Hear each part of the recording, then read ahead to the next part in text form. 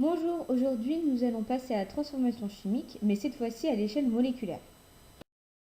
Tout d'abord, quelques petits rappels. Pour commencer la transformation chimique, ce sont des molécules appelées réactifs qui vont disparaître et se transformer en de nouvelles appelées produits. En fait, les molécules se cassent pour en former de nouvelles. La molécule, c'est plusieurs atomes qui sont liés entre eux.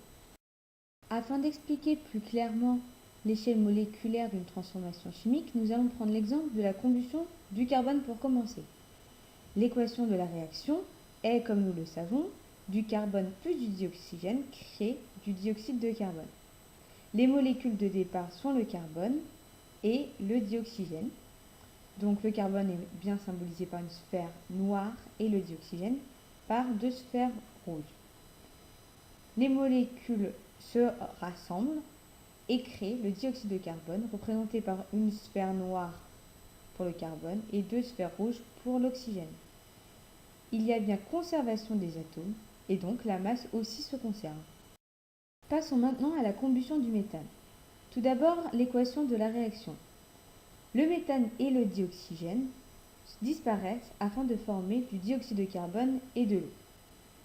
Le méthane est composé d'atomes de carbone mais aussi d'hydrogène. C'est pour cela que de l'eau est aussi créée afin de conserver ces atomes d'hydrogène qui sont présents dans la molécule de l'eau. Nous avons dit précédemment qu'il y avait conservation du nombre d'atomes. Nous allons donc les compter.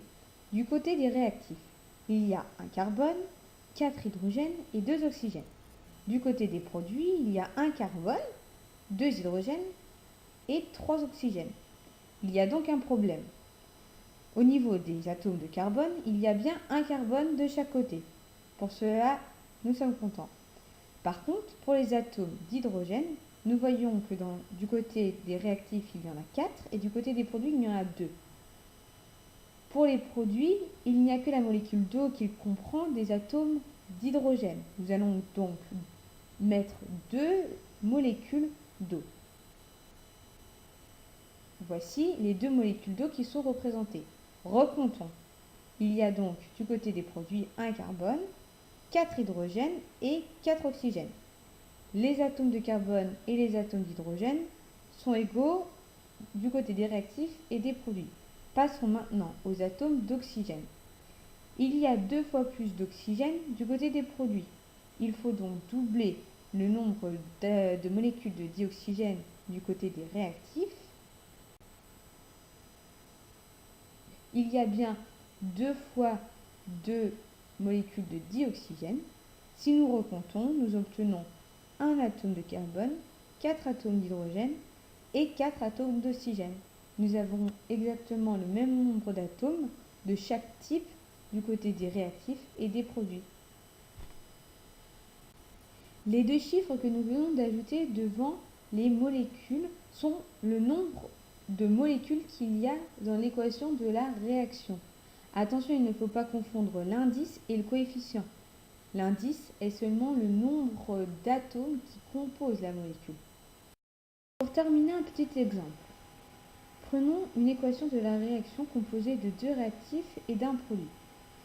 Le premier réactif est inconnu, nous allons devoir le déterminer. Le deuxième réactif est du dioxygène et le produit est la molécule d'eau. Nous pouvons voir qu'il y a 2 molécules d'eau, donc nous multiplions chaque atome par 2. Pour les atomes d'hydrogène, il y en a 4, puisque 2 atomes d'hydrogène fois 2, eh bien il y en a 4.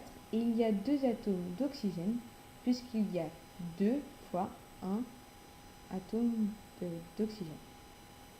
Pour les réactifs, il y aura donc des atomes d'hydrogène. Nous ne savons pas encore combien, mais ce nombre sera multiplié par 2. Puis, pour les atomes d'oxygène, il y en a 2 issus du dioxygène.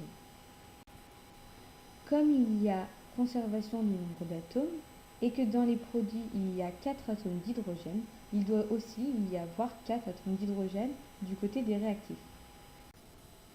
Pour obtenir 4 atomes d'hydrogène, il nous faut donc faire 2 fois 2 atomes. Donc la tâche est bien représentée par 2 atomes d'hydrogène qui est donc appelé le dioxygène.